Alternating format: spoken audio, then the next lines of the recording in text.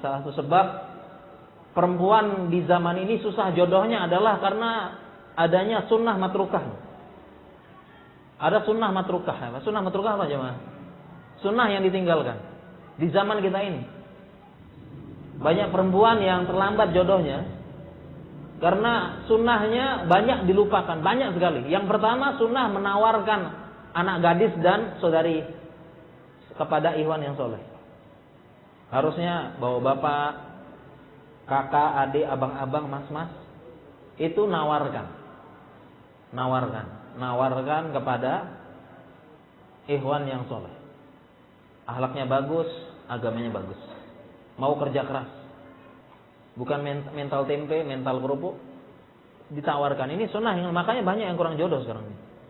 Karena bapaknya nggak mau nyariin, abang sama mas-masnya nggak bantu. Nggak ada salahnya dicomblangin, dikenalkan. Cocok, alhamdulillah. Nggak cocok, ya sudah cariin lagi. Zaman sekarang ini hilang makanya.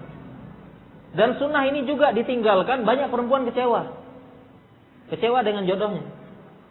Karena banyak perempuan memilih jodoh dengan perasaan, tidak pakai logika. Hanya karena keren, ganteng, gagah, maco tadi ya, mirip artis Korea, itu dipilih. Banyak. Dia milih sendiri, perempuan milih sendiri, banyak yang kecewa. Karena nggak tahu laki-laki memainkan perasaan perempuan, banyak. Tapi kalau bapaknya sama abang-abangnya milih, insya Allah enggak. Karena laki-laki milih dengan logika. Itulah kenapa ada larangan la nikah illa waliyin, nggak boleh nikah perempuan tanpa wali. Karena walinya itu ngecek. Walinya yang mikir, laki-laki dia mikir jodoh dengan logika, perempuan perasaan. Makanya banyak perempuan kecewa, nangis, sedih, apa semua. Akhirnya terucap semua laki-laki brengsek. Ya, karena saking kecewanya dengan laki-laki. Semua brengsek, termasuk bapakmu. Oh enggak. Karena perempuan ini sunnah yang ditinggalkan ini begini nih. Makanya kita itu cariin jodoh buat anak, abang, kalau keluarga kita carikan. Ditawarkan, gak ada salahnya. Ditawarkan, dikenalkan, cocok lanjut, gak cocok udah. Ini sunnah yang ditinggalkan. Kalau bapaknya milih, abangnya milih, dia yang terbaik. Dia pilih yang sesuai logika, yang dibutuhkan untuk kehidupan rumah tangga.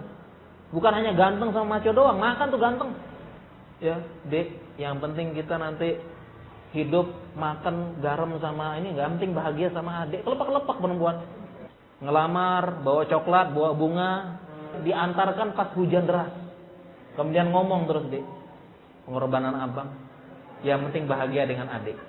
Kelepak-kelepak udah minta bapaknya nikahin semua apa. Sudah nikah baru sadar popok mahal, ini mahal ya, susu mahal ya Allah. Tapi coba laki-laki tanya deh laki-laki, kalau milihin jodoh buat anaknya, apa yang dilihat dulu? Orang ini kan tanggung jawab, mau kerja keras, punya mental kan gitu kita pikirin kan. Nah ini sunnahnya banyak ketinggal. Banyak perempuan yang sampai sekarang belum dapat jodoh dan banyak yang kecewa dengan jodohnya. Bahkan tidak jarang karena udah kelepek-kelempak perempuan itu bapaknya nggak tahu, nak jangan sama itu. Enggak pak, saya mau sama itu udah cinta mati gitu. Banyak kayak gitu. Dan saya di keluarga saya ada seperti itu. Bapaknya ngomong sendiri, saya nggak pernah restui nikah sama dia karena saya tahu dia pemabok. Tapi akhirnya dia nikah lari, KDRT balik lagi sama bapaknya kurang lebih. Kan gitu. Karena sudah tadi kelepak-kelepak duluan tadi. Bahaya perempuan kelepak-kelepak udah. Sunnah yang ditinggalkan ini. Harusnya nggak ada harusnya. Sunnah yang selanjutnya lagi yang dilupakan. Ini sebab ya perempuan hilangnya. Sunnah yang dilupakan mensegerakan nikah. Sunnah juga. Idza ja'akum man tardawna dinuhu wa khuluquhu fajawwijuh. Wa illa takun fitnatun fil ardi wa fasadun 'arid. Kan gitu hadisnya. Kalau sudah ada laki-laki yang engkau ridhoi, engkau lihat agamanya bagus, sering ngaji, sering ke pengajian, nuntut ilmu, khuluquhu akhlaknya bagus. Nah ini poinnya, agama dan akhlak. Ya, makanya jangan cari jodoh di sosmed doang. Itu semua soleh semuanya itu. Enggak ketahuan akhlaknya, masya Allah. Kenapa kamu pilih dia? Iya, statusnya agama semuanya bagus-bagus, padahal kopas. Dicek dinahu wa khuluquhu, akhlaknya. Akhlak kita tahu dari mana? Keseharian.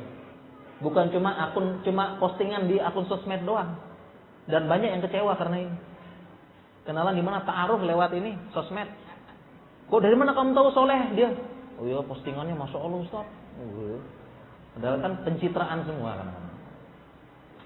Segera nikahkan. Segera nikahkan.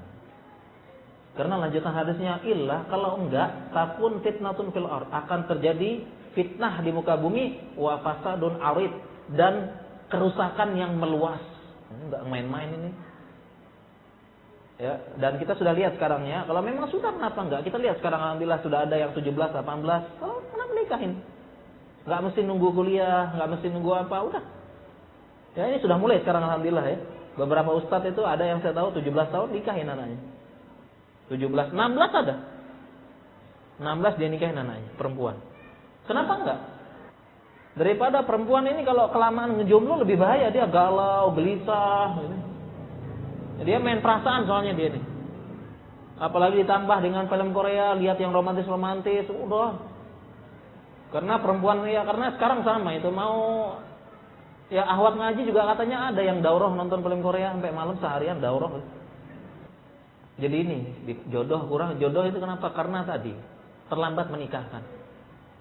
Segera aja.